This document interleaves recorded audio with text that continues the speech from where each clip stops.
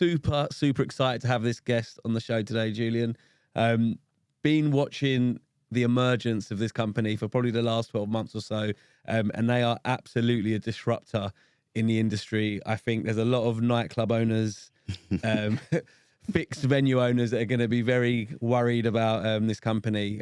So our guest today is a gentleman called Joe Gordon, who is the founder and creator of a business called Lab54, which is going to be really exciting for the future, and can't wait to talk to him today. So Joe, thank you for being here today. Thanks for having me on, guys. Yeah, I'm Joe Gordon. I run Lab54, and in a nutshell, we go around the world throwing house parties for massive artists and brands, and it's a lot of fun. I've been doing it for about 2 years.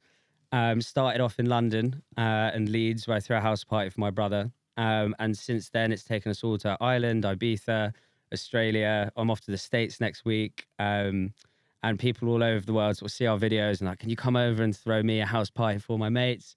So we go over to Mexico, wherever it is, kit out their house, bring a big old DJ and throw everyone a big old party. Oh, that's wicked. Like, how did you actually start? What got you into that nightlife and parties?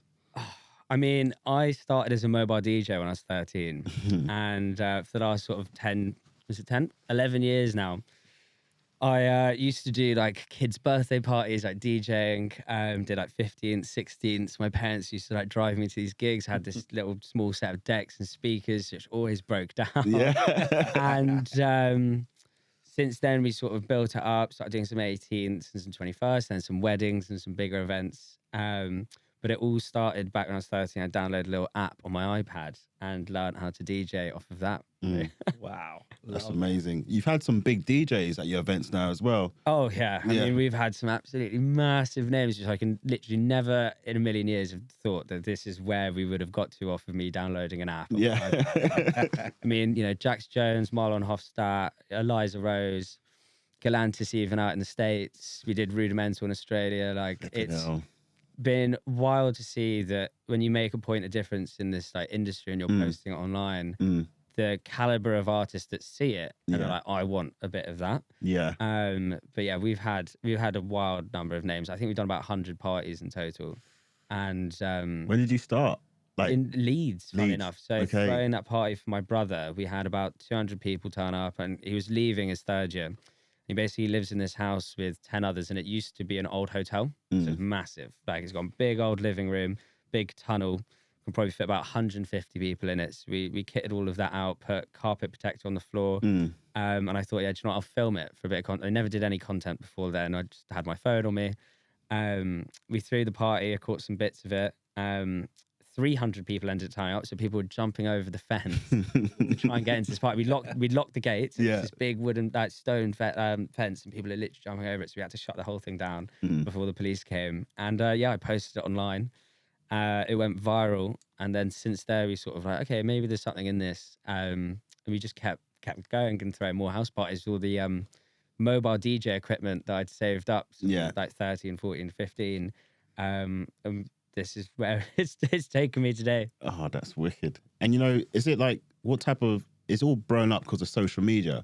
So TikTok, Instagram, and like, can you just like give us a breakdown? Because me and Lee are quite old school. So like, because of TikTok and social media, did you create like a strategy, or is it more just like, let me just give it a go? And I think it's just giving stuff a go. Yeah. So for me, having never done, when I was that mobile DJ at 15, like, it was always word of mouth. Like, you play someone's 16th or some mum's 50th playing ABBA, and then she's at a cocktail bar going, oh, like, I need a DJ for my 50th or son's 18th. And so it's always word of mouth.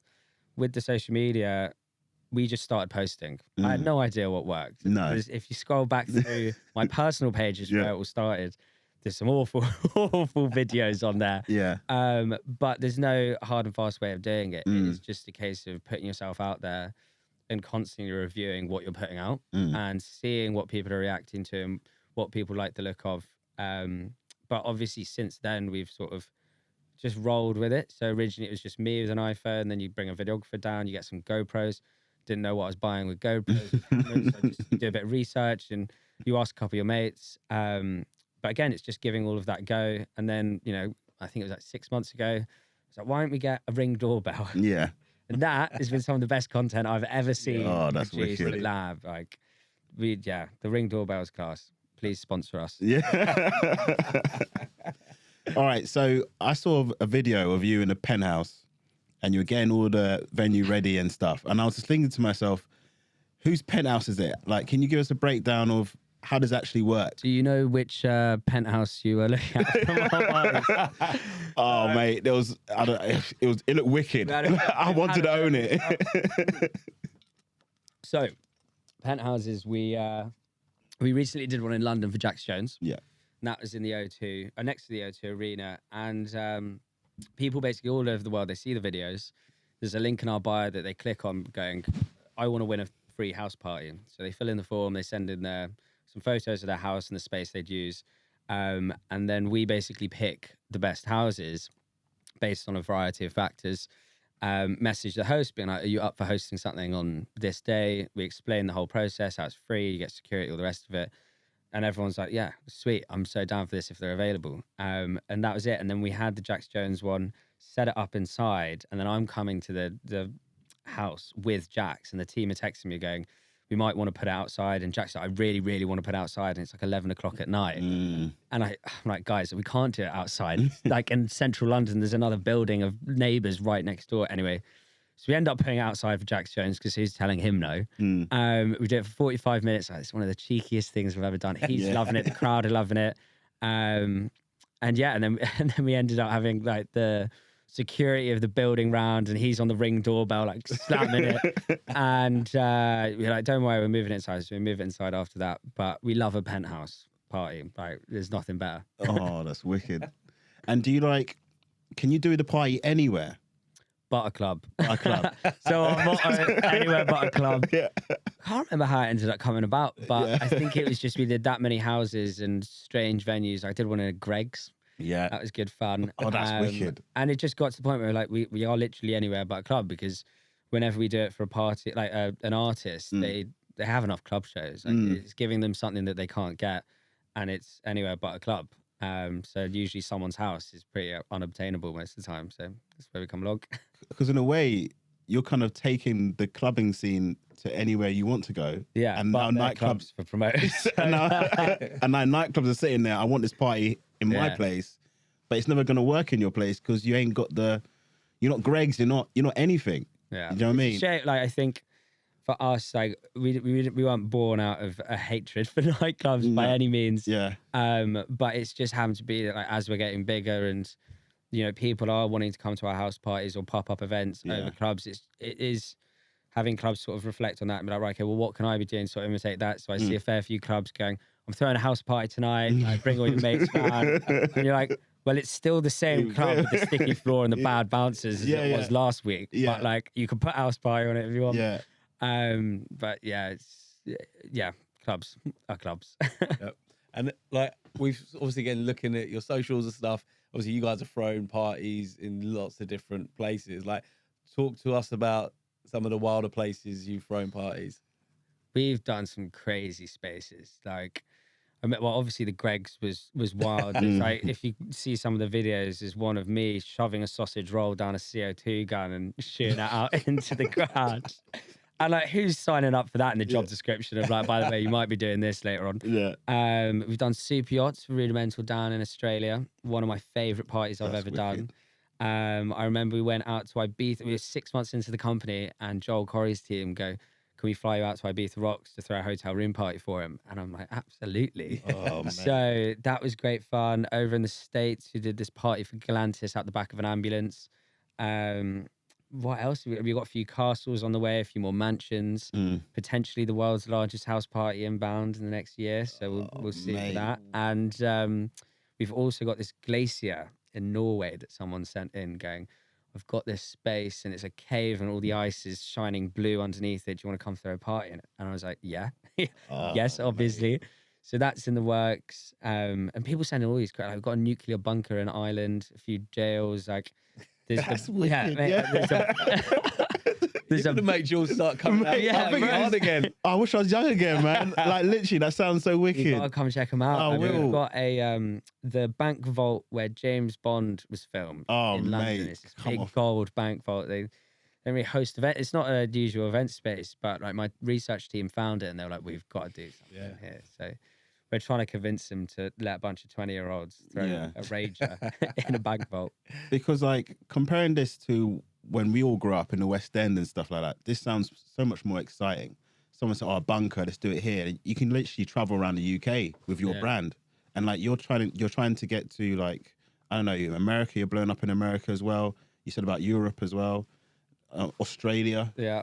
Tell us about that. Like Australia was meant like again the company had been incorporated for a year by them, and Rudimental's team in my DMs this time again. Do you want to come over to Australia and throw them a party on a super yacht? Or this time they're like, can you throw us a party, but can you come up with some ideas? And again, wanting that point of difference, like we had a few houses, but it wasn't quite grand enough for what I wanted. So I said to them, like, why don't we do a super yacht? And they were like, absolutely. So next thing I know, I'm on a flight to Australia by myself with some camera equipment and some lighting, and everything else gets rented out over there. We set it up. I was supposed to be over there for a week and made some great friends over there. And they were like, why don't you come stay with us for a bit? Then a couple other artists saw that we were in Australia. So they're in our DMs like, what's there not? Was that, mate? Like, I'd love to do something like this. So then I find what's there not a mansion with a massive pool. Week after, I'm throwing him a mansion party. Week after that, I'm like, oh, let's go to Melbourne for a bit. And met some DJs out there, threw them a house party, stayed at theirs for 2 weeks. And then next thing I know, I'm throwing a party in a taco shop. And I'm out there for 5 weeks by the end of the trip, and now I just want to go back for 2 months every year because Australia is just this magical, amazing place where everyone is just down for like doing something. They're just active. But that was a wild trip. That's wicked. I love it. I love it. Yeah. So a lot of excitement, a lot of amazing things you've done, but like talk to us about the challenges of building a company and doing what you do. Like, this is literally the therapy couch you're sitting on right now. So I can feel you're in the right place. I was saying to you earlier, I've slept on a few enough student like couches to know a good couch. This is good. The challenges of running your own business, I think anyone who runs their own business will agree, is staff. I've got some great staff at the moment, but hiring and keeping and training and building up the right team is so important for running an effective company. Other challenges with the business, and obviously throwing parties in not the most legal places. It is all legal by the way, but like not the licensed club. Obviously challenges arise. You know, you have council come around, police come around. We've had every type of government body come around to try and shut down parties in the past. Like even before they started, we said, well, legally you can't do anything because it's a private party. That's always a bit of an issue. The guests coming are actually never really too much of an issue. I've never really kicked anyone out. They, I think because they come in, they see the level of production that's gone into this party, and they're like, okay, well, it's not a Bluetooth speaker with some Amazon Prime lights, like disco ball. They still go wild, but I think they're quite respectful of like everything else that's going on with it, which is really nice to see. But that's not to say we haven't had our fair share of problems in partying and running the business. Like even like how you chat to clients and, you know, DJs, when we first started it, like I'd never been involved in the music industry. I had to read a book on what the music industry was, what an A&R was, what a marketing person does. So figuring that out, but as much as it was a challenge, it was a fun challenge. Like it's something where I personally think if you're just a transparent, honest person that likes to do good work, you don't really need to have any of that in your locker beforehand. You just need to turn up and chat and be friendly and nice. Yeah, love that. Love that. And in terms of the future, obviously we've touched on more countries, but what does the future look like for Lab54? A lot. I mean, the short-term future is I'm off to the States next week with Beatport to throw them some frat Halloween house parties. I've never done a frat party in the States, but they look mental. After that, we've got a couple mansions, a New Year's Eve party. But the long run is we're sort of starting our own record label. So we've got a Discord community called Lab Rats. We want to sign some people up in there, sign some new records, start helping to promote them and like more of the community. And then the other thing is we're getting the designs done for a flat pack house to tour around festivals next year. So coming to a UK festival near you will be me and a giant flat pack house. But hopefully, like IKEA or someone will like sponsor that because I think it's quite a fun thing for the flat pack furniture company to help us build a flat pack house. But I'm excited to see where that goes. Brilliant. That's wicked. Super exciting. And you know, with like nightlife in general, so many nightclub owners that we know are saying, "Oh, it's kind of dead. Nothing really going on." What would you say that? What do you think they need to help them like bring everything back to normal? I think social media is just such a massive tool that so many businesses aren't utilizing enough of. Like, I see it in my own parents' business. Like, it's they grew up they built a business pre this social media, viral videos and the rest of it, and all these nightclubs and festivals. You see them all failing, and a lot of it is that social media presence. So, like a festival, if I'm spending $500 or quid on a festival, I kind of want to know what I'm getting for my money besides the lineup. Yeah. But I can see a Fred Again concert in a Coliseum for like 200,000 people, which is popping off on TikTok for 200 quid. And I'm like, a lot of people would prefer to spend their money on something that they know is giving them the best chance of having the best night possible. That's true. And a lot of these nightclubs and bigger nightclubs and festivals is there isn't enough social media presence of people knowing what they're getting. Or if it is, it's from regular punters that aren't always giving the best thoughts. Yeah. It's like, I couldn't get through this venue. I'm stood in queues for this long or that long. It's like they need that positive influence on socials and a repetitive positive influence to be pushing people towards that. I think the other thing with the nightlife is, again, that point of difference. You see all of our stuff with yachts and boats, and obviously a nightclub can't just go buy a yacht and start running on it, but it's other stuff. I heavily love the stuff they do in Ibiza or in Vegas. Like, you see the parties they put on and it's like, I couldn't do that. And I think nightclubs need to look at that rather than going, we've got 2 for 1 on a Wednesday for drinks. It's like, people aren't interested in, they are interested in saving money, but they aren't interested in deals in that way. They'd much rather spend way more money on something they know they're having the best time on than knowing that they've got 50% off a pint for the first hour of turning up to a club. Yeah. They're so interesting because I think sort of post-COVID and lockdown, I think people care so much more about their experiences. Yeah. And they're so much more thoughtful about their experiences, and like what you were saying earlier about, like, you just want to know you're getting it right. Yeah. You know, and I think that's the big learning. Like, and that's why I think some of these event-based companies are doing really well. Your brand, you know, some of the stuff like Flight Club and stuff like that. Yeah. People want a bit of an experience, something they can talk about, something that's social media worthy, right? So it's so interesting to hear you say that, Joe. So also they, what was I going to say? It was, they don't go out as much. No. Like, a lot of my mates go out once on the weekend, if that. A lot of people just don't go to clubs anymore. They go to pubs because they don't want the super late nights, the hangovers the next day. A lot of people are teetotal on it. And it's, I think nightclubs need to reflect that. Like, we start our house parties at 7, 8 o'clock and they're done by midnight 1, unless I get drunk and stay on the decks till 4. Like, but it's because it's not this whole palaver to go out. Like, I think the excitement of let's all get dressed up and go out and have a really good time has shifted quite drastically. And I think nightclubs need to sort of accept that and evolve with that to reflect the people that actually are going to be buying the tickets. It's very interesting because like 7 till 1 a.m. is literally some people used to go to the clubs at 1 a.m. Yeah. So you've literally, in a way, if everyone starts following your theory, to be like, you might as well close the doors at 12, 1 o'clock. Yeah, but if some of our other guests, you know, the guys at R&B Slow Jams, or JJ who founded London Cocktail Clubs, that's what they were saying. They're like, actually, we can finish a night at 11 or 12 and people feel like they've had a huge experience. Yeah. Absolutely. Like, also depends on the type of club and nightlife they're trying to run. Like, if you're trying to run a heavy techno night, of course, you're going to have the fans that want to come along to that. But you know, Simmons bars, all these bars, like they're putting DJs in them and everyone's just having a party in them, like Little Scarlet Door. Yeah. That's where people are like, okay, perfect. Like, if we put a DJ in it, we make it exciting, dress it up like a bit of a living room or do some funky cocktails. Like, people are having a nice time. Like, there's there's so many different types of people that go on a night out, and hitting that audience. Like, the mass public aren't here to stay out till 6 a.m. and listen to hard music. So yeah, just seeing that change. Yeah. So, got to put you under some pressure now. Oh God. So this is a round that we call the not so quick fire round. So when we dreamed this up, we thought this is going to be quick, but it never is. It comes a bit of therapy for people. So you're going to hit you with a few questions. And I'm throwing a rogue one in there as well at the end. So beware. So, alive or dead, what celebrity, famous person would you love to have at one of your parties? I think it's got to be Freddie Mercury. Yeah. Like, he just Wow, the big threw guns. some of the best parties. Yeah.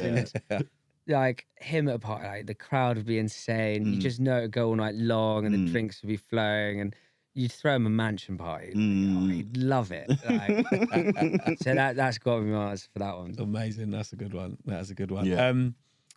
The 3 things you think are most important ingredients to throw in a perfect party. Well, for a house party, I can tell you those 3. It's kitchen island. Yeah. Put the decks on without fails. So like, anyone who applies to the kitchen island's already in with a good chance of winning. Good music and good people. And the other, well, that's the sort of second one. Like, what I don't like is you get some people come to these parties, or even when you go out in a club, and like it's usually the lads who are topless and sunglasses on and got a little strap on, and you just like, can you just come for a good time? Yeah, Like, yeah. Let loose. Like, get some energy out, and you're not fighting someone. Yeah. Just inviting the right people. And then the third one for a really great house party is telling your neighbours. Yeah. The love of God. Tell your neighbours. Like, the amount of, like, we learn it early on. We get a note at which we print out, and whoever's house it is, they fill out. It goes, here's my details. This is what's going on. It's going to end at this time. Here's my number. Text me with any issues, and we'll sort them out immediately. That way, neighbours know, neighbours are happy. If there's any issues, they text us rather than call the police. And that's how we get away with it for so long. Yeah. Is because the neighbours just feel like they at least know what's going on. There's nothing worse than a disrespectful neighbour that just doesn't tell you anything, just starts blaring a load of music and having 100 people in the house. Lab54 video outside your house. Yeah, all they see is the Lab54 van with our details on the side. Oh, God. Right. I mean, most importantly, I'd be offended if you didn't invite me as well. Yeah. Hopefully Also, there's- invite your neighbour. Yeah, invite your neighbour. Amazing. Oh, brilliant. Brilliant. In terms of the biggest no-no when it comes to organising and running a party.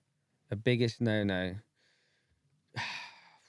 It's, well, first of all, it's telling your neighbours. Like, if you don't tell your neighbours, it's a huge, like, it's just disrespectful. Like, tell the neighbours. Right. Don't be that guy at the party. I think that's got to be those 2. Like, genuinely, like, it's just so important to have the neighbours aware and just come with the right energy. Like, no one likes a dick at the party. Like, Yeah. because it ruins the whole vibe. Like, girls and gays are my favourite people to party with because they just have the best energy and there's just no beef. Right? They're just here for a good time. Yeah. It's the blokes you've got to worry out. Yeah. Amazing. And what event, hospitality, nightlife experience do you respect? Do you like? I think for me, I love taking the influences of what I've seen on Ibiza with the dances and the production they do. Like, you look at the stuff High do, every single day is a completely different thing. Yeah. Like, I loved seeing originally Studio 54, which is where Lab was kind of, the 54 was based off of, is the story behind that and how they transform that venue every single time. The idea that we can transform a house or a space into something completely new. But then the other stuff is I've seen it in Vegas or these bigger, like, super clubs. Like, some of the attention to detail they've done is absolutely amazing. My one final one is Pikes in Ibiza. It's the one club, but it's not a club. I refuse to accept it's a club. What they do there and all these weird and wonderful items is gorgeous. And you can just go with the right, like, it's over 25. I mean, first time I went to Pikes, I had to sneak in around the back and crawl through a bush to get in because I was 22 at the time. Oh, gosh. But you get in there and it's an older crowd and they just love it. So I take influences from all of those sorts of places. Brilliant. I love that. And then last one, this is my rogue one that I'm throwing in there. Like, if you had to choose one of the Lab 54 parties that was your best, what was it? Where was it?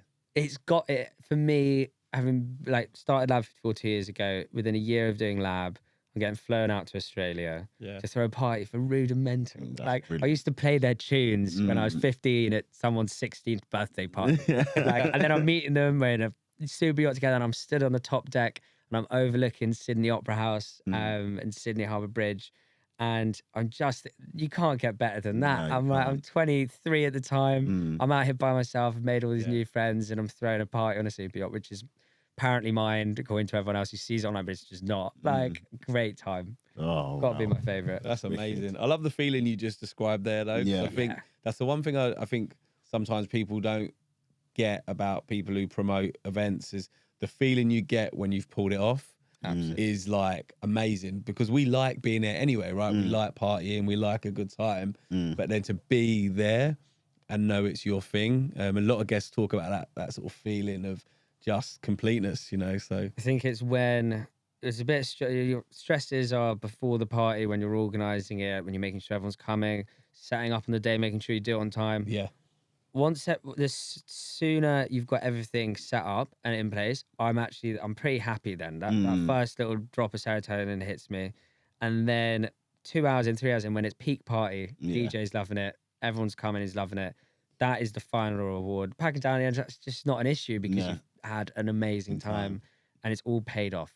Like, whatever goes wrong, a little thing here, there, who cares? Everyone's having the best time of their lives. yes, that's yes, wicked. Joe, love that. Well, you survived. Quick fire, you got to throw that easy. Flow through it. Yeah. Like, what do you see Lab54 doing this time next year?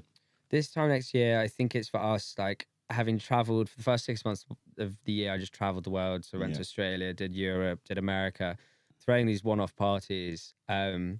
I'd love to see a further expansion, a more permanent expansion to each of these territories, because I've seen how much demand there is. Because growing up in the UK, there's a lot of people and a lot of houses, but there's a lot more houses in the rest of the world, especially some really big ones in the States. But I think it's, sticking to our roots, still doing these student parties, still doing these house parties across the UK, but seeing how far we can take it. So, we were chatting before this about going over to Vegas and doing the Bellagio, doing a penthouse suite in a hotel room with some massive artists. You got all the models there and they're all loving it, but you still invite the regular punters from the Discord. Like, you give them like 15, 20 tickets, and that, like, out of everyone there, they're gonna have the best time of their life. 100%. So it's expanding out, bigger parties, better parties, keeping the same crowd and audience. I think it's really important, the same community.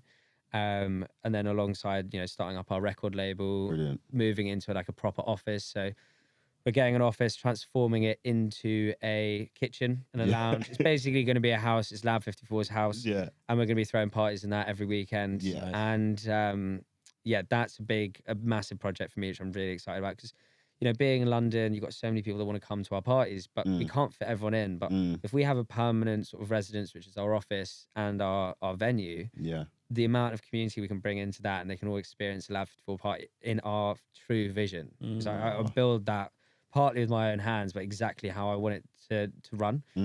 Kitchen island, where the fridge is, where the bin is, where the toilet is, like, all of it's perfectly planned to keep that flow of people going throughout the night. So no one's just stood there and the sweaty room can't move. We've had a fair few of those as well. We did one for Jax Jones in Manchester last year, and we did get the numbers wrong.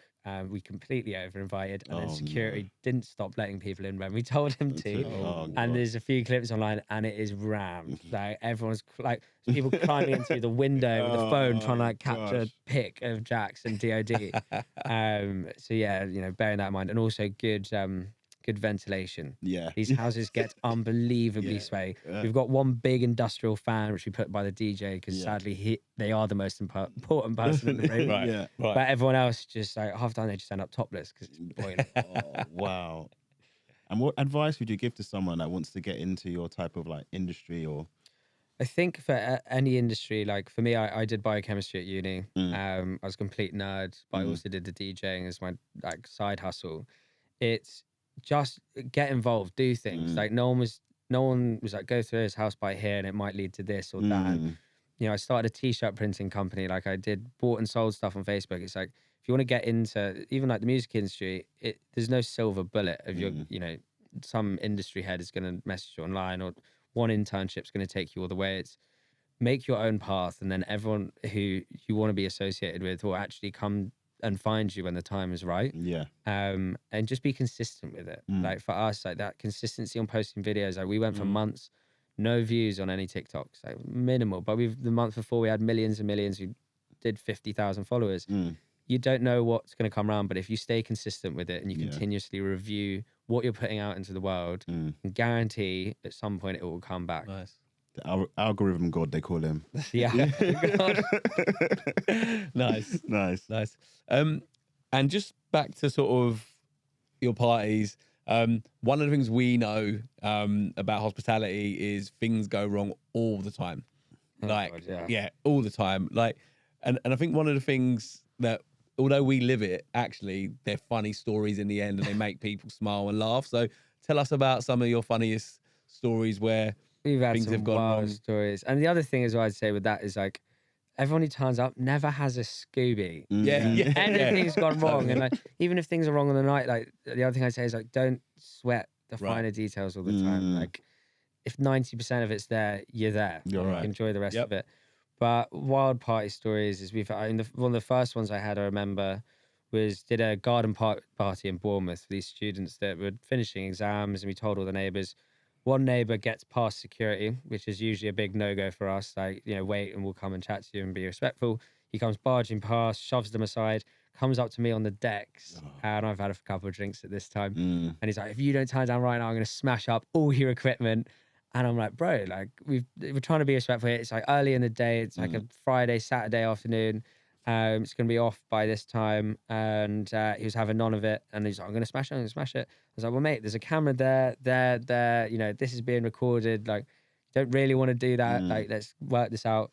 Anyway, he ends up getting taken out the party and all the students start chanting some awful comments. And then I follow up with sound of the police and everyone just goes off with the party. Wow. More recently, we were back out to Ibiza Rocks for Sammy Porter and Love Juice, and they asked us to do a hotel room party. I was like, right, what can we approve from next time, like from last time with Joel Corey? And there are a few things that we did, but the main thing that everyone speaks to me about when they talk about it was that fridge door. So we're at the party and I'm thinking, like, how can we make a point of difference online and make this party just one? How can we take it to the next step on top? So I'm always like, what's the next one? So I end up asking them if I can rip the fridge door off. And the hotel, like, yeah, sure, like, do it. Like, crazy party, like, we're causing us rock us anyway. And rip the fridge door off and then get a marker pen and get all the DJs and people at the party. Everyone's signing this fridge door. Everyone's doing shots off it. And then I ended up trying to take it back with me to the UK the next day. And I've packed it up badly and hung over. Like, it's just a couple pieces of cardboard and the fridge door sandwiched in between, some duct tape around it. They're like, you can't take that through. And I was like, why not? Anyway, so I have to leave it at the airport, tucked behind a bush. And my staff come the next day. She's flying to Switzerland, so she tries to get through. The fridge door then gets through into Switzerland. So the fridge door for my Beat the Rocks is now in Switzerland for a week. And then she flies back to London, where we eventually get it back into our office. So for our new office, we're getting that fridge door hung up. And, that's wicked. That's one of them. I mean, God, what were the other stories we got? I mean, we had one party when we first started it in Bristol, and we've set up all the equipment at, during the day. And we parked the Lab54 van right outside the house, which was a big mistake that I learned very quickly. Don't park your branding and your company right outside where you're about to throw a massive rage at. Anyway, neighbour sees it. Neighbour sees a load of flashing lights going on in someone's kitchen because we hadn't shut the curtains. Oh no! Sees all the decks, sees all the speakers. No music is on. Comes over. What's all this? You can't be throwing a house party. Absolutely not on my road. I've got to go to bed early. And I'm like, look, it's fine. It's fine. He's like, I'm going to call the police if you don't get out right now. So we're fucked. So we end up getting everyone in the house to pack down all the equipment with us. We call up everyone we know in Bristol and everyone who's coming to the party. We're like, we need someone's house to throw this party in for you guys tonight. One of the guys goes, I'll host it. So there's a video of all of us wandering down the street for 10 minutes around the corner with like DJ equipment, speakers, lights, like everyone. And it was fancy dress as well. It was like chef's outfits, on Scooby-Doo, The Incredibles, like all just carrying the party equipment to go. So we go to this girl's house. She's like, you can do it here. And it's her bedroom. It's a big bedroom, double bed, everything. So then an hour before the party's out, we pushed it back. Hour before the party started, we're lifting up a double bed out the front door, the sofa, everything, clear her entire bedroom, set up all decks and throw the party in there till 3-4 a.m. in the morning. All happy days. But we've had a fair few wild. It's like a privilege. I'm having Lab54 in my bedroom. Oh yeah. Like it's like a rite of passage for some students. Like we have people from previous house. Like we get sent the same house. From the previous, like the next year's worth of students. So they'll be like, I've seen you throwing Lab54 here, which is also why we got the house. Like, can you come back and throw one? We did the same house in Manchester 4 times over the last year and a half with 2 different sets of tenants. Oh, that's Like, wicked. I don't know how the landlord hasn't emailed us, but But you probably increased the value of the house. yeah, mate, honestly, like, the students now know it. It's Yeah. like that's the Lab54 house, and Oh, then same with the Jax Jones house in Manchester.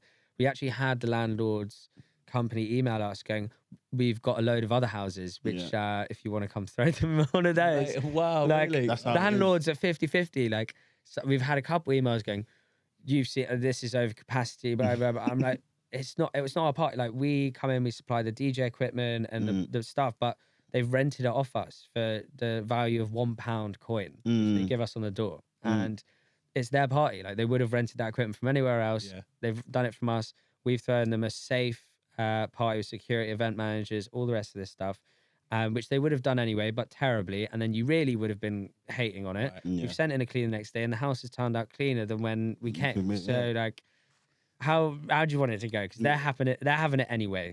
So and then they usually come back, well, just don't do it again. I'm like, yeah. Okay. On They to should the be next thanking one. you, Joe. Yeah, on to the next one. You got a cleaner house, mate. Yeah. That's wicked. Amazing. You've talked about a few amazing places, Pikes and High, Vegas. Like, what's been your best night out outside of a Lab54 party You know what, that you've had? Tell us about Someone that. asked me this the other day, and I was thinking about it, and I don't think it comes down to clubs and festivals. I've been to a fair few, and I've loved a fair few of them. But in terms of what's the best night out that I've had, is it's genuinely with my boys back at their kitchen, and we got like a fire pit outside or something, and you just with a great group of mates, because our whole lives are parties like, all the time. It's like what I appreciate the most is spending time with my boys and getting like, and we have a party, like 5 of us in the kitchen, slap on some tunes, bit of J. Cole, happy days. Like Oh, mate. that is actually my favorite. Like even for New Year's, every year for New Year's, my family will host a house party. Brilliant. For the night. My parents are northern. That's how they've probably got me into it. Every birthday I had was a house party. We'd go to town for 3 days and put up all these fair. Like we didn't spend a load of money. We just spend a load of our time and effort. And that's how we work out to have the best parties. But for New Year's Eve, super personal for me. I never go out. I always spend it with 50 friends and family, and we throw an intimate party, whether it's in a house or a small space. And those are the best nights I've ever had. Oh, Not in a crowd of 10,000 people where I can't go for the toilet and get a drink and I'm sweating. I can agree on that. I can't 100%. call anyone either. Can't even find any. Yeah. I want to be able to look at them across the table or like, have a boogie with them. I don't want to lose them and then never see them for 6 hours and worry if they've made it home safe. Yeah. Oh, amazing. Well, I mean, honestly, you can see the sort of passion you have for putting on parties, making people feel great. You said earlier about some of the Discord community having the best night of their life, you know, and you can see it's a real passion for you. And it sounds like almost just from your family and your upbringing that your parents have been like really part of the journey as well with Absolutely. it, which is amazing. Like community, I think, and what we do is everything. Like our Discord community is growing to about 11,000 people, and it's the only way you can go get a ticket. And what you know, when the night goes wrong and you need a new venue, they're the people that are helping you out. Like when you finish the night and they've loved it, they're the ones chatting to you in the smokers area, or they're helping you pack down and literally load up the van because they're like, I've seen all your parties, I know how much you do. Like, do you want me to give you a hand? They're like asking us questions. Like the community, like even when we get this new office, like it's all based around not a fan base, it's just a community of people that enjoy the same stuff that we do, which is not these massive clubs. They want that intimate space. If they're going to spend their Friday night and be hungover on Saturday, they want to spend it right. And like giving them that opportunity and them supporting what we do is like massive for me. And like my family as well, like my parents like, why aren't you going to the city and getting, you know, use your biochemistry degree? Like, and I fell in love with throwing events, organizing them, doing something entrepreneurial and building a brand for myself or a name for myself at my own speed, which is usually impatient and as fast as possible. Yeah. But my parents for the first 6 months, like, what are you doing? Like even the people I employed, I had to call their parents and I basically explained like their son is not an idiot and he's working for someone who's got a vision, this is the vision. And then it was when I went to Ibiza, like my first ever trip abroad for Lab54. My parents, okay, like, you know, he's got something in this. And then since then, they've been absolutely amazing in supporting me. Like, my dad runs his own company. My mum's really high up in hers, so like they're all used to being the boss and hiring and firing and all of that stuff that they don't teach you in school. Yeah. And you can read it in a book. And I mean, obviously, you just have to go out and experience sort of this stuff. But when you can learn from people within the industry or outside of it, but similar experience, it just makes the journey so much easier, so much more enjoyable. Like the one thing I always remember my dad saying is like, this is the best, you're having the best time now you will ever have in the company. Yeah. Like, I'm sure I'm going to enjoy it later on, but Yeah. I do see that like when we first started and it was just me and 2 others that I'd hired on part-time and then a bit full-time. Like when we were doing these parties, I was sleeping on student couches or like the kitchen floor sometimes. Like they were rough, but like the rewards in getting that content out and then people loving it is unparalleled to anything. Like we've done massive parties now and I still love them, but I do like to take it back to like just those simpler times of a couple of mates, finding a couple of houses from your mates. That's how it started. Like, oh, my mate's got a house. You want to come throw something here? Like, and now we've got 5,000 houses to choose from. Like, my poor, honestly, like, my poor production team. Like, I'm like, I need a house in Dublin for next week or in wherever it is, and then they have to go through this sheet and they search up Dublin. There's like 100 houses they've got to go through. Mate. Every single one of them gets a message going, "Can you send us a video of your house? Are you available on this date?" And it's blown out of control where we can't message everyone. We just really have to fine tune it because we haven't got any time. That's wicked. But yeah, amazing. I mean, look, Joe, thank you so much for being our guest today. Yeah. So many learnings, I think, for anybody listening, and so excited to watch you continue to build the business with the team and what you guys are going to do next. And yeah, don't forget to invite me and Jules. I'm there. Some of the parties that you've got cooking in your head. No, I really appreciate you having me on. Oh, like, it's been a lovely time. It's been great to like chat about what we do in this industry and like what I'm doing to try and make a difference in it. Oh, wicked. So, thank All right, Joe. Thank you. Cheers. Awesome. Cheers, guys.